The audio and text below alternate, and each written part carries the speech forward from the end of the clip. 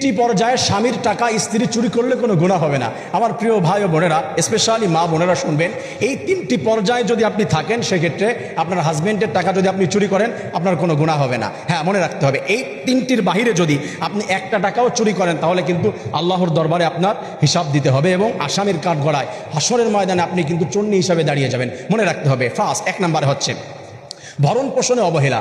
যদি কোনো হাজবেন্ড ভরণ পোষণে অবহেলা করে, যে হচ্ছে তার যেটা প্রয়োজন রয়েছে, খাবার তার চাহিদা অনুযায়ী দিচ্ছে না বা যা প্রয়োজন দিচ্ছে না, কাপড় দিচ্ছে না, তার যে প্রয়োজন রয়েছে, ঔষধ রয়েছে, সে তার রোগ হয়েছে, এটা সে বহন করছে না, এই ক্ষেত্রে সে যদি তার টাকা চুরি করে নিয়ে তার চাহিদা মিটায়, যেটা চাহিদা এটা যদি নেয়, সেক্ষেত্রে ওয়াইফের কোনো চোরের যে অপবাদ বা চোরের যে শাস্তি বা গুনাহ এটা তার হবে না। যেহেতু আল্লাহ তাআলা কিন্তু জানিয়ে দিয়েছে ওয়াসসারিকাতু ফাকতাউ আইদিয়াহুমা জাযাআম বিমা কাসাবা নাকালাম মিনাল্লাহ। চোর এবং চোরনি দুইটাকে আল্লাহ তাআলা বলছে তাদের হাত কেটে দাও। কিন্তু আপনি যদি আপনার চাহিদা পূরণ করার জন্য হাজব্যান্ড থেকে চুরি করেন আপনার কোনো গুনাহ হবে না। আল্লাহ তাআলা বোঝার তৌফিক দান করুন। সেকেন্ড স্টেপে 2 নম্বরে হচ্ছে শুধুমাত্র প্রয়োজন মেটানোর ক্ষেত্রে আপনার যদি প্রয়োজন পড়ে, যেটা আপনার প্রয়োজন আছে, প্রয়োজনের বাহিরে নয়। আপনি যদি এখন মনে করেন আমার একটা আইফোন না হলে হচ্ছেই না, আমি তো টিকটক করি, আমি হচ্ছে কন্টেন্ট ক্রিয়েটর, আমার আইফোন লাগবেই, আমার শাড়ি লাগবে ঈদের সময়, না এই ধরনের না। যেটা না হলে আপনি চলতে পারছেন না, যেটা না হলে আল্লাহর হুকুম আদায় করতে পারছেন না, যেটা না হলে সমাজে মিশতে পারছেন না, যেটা না হলে আপনার অপরাধ হয়ে যাচ্ছে, এই সমস্ত প্রয়োজন মেটানোর ক্ষেত্রে আপনি তার টাকা চুরি করতে পারবেন, এই ক্ষেত্রে আপনার কোনো সমস্যা হবে না। এরপরে হচ্ছে ন্যায়সঙ্গত পরিমাণটা আপনার এমন দেখতে হবে যে আপনার হাজবেন্ড, হ্যাঁ সে বেচারা আপনাকে দিচ্ছে না, হয়তো বা সে একটা সমস্যায় আছে।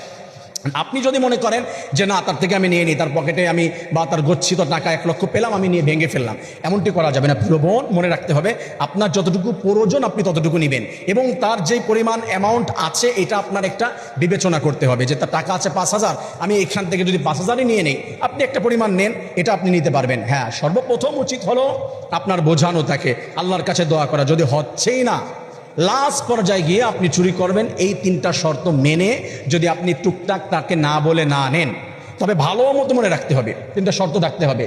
আপনার ভরণ পোষণ দিচ্ছে না, প্রয়োজন মিটাচ্ছে না, এরপরে হচ্ছে পরিমাণ, স্বল্প পরিমাণে, চাহিদা যতটুকু ততটুকু। এতটুকু যদি কোনো মা বোন তার হাজব্যান্ডের একটা চুরি করে, ইনশাআল্লাহ তার কোনো অপরাধ হবে না, আল্লাহ তাআলা ক্ষমা করে দিবে। তারপরেও আল্লাহর কাছে ক্ষমা চেয়ে নিতে হবে।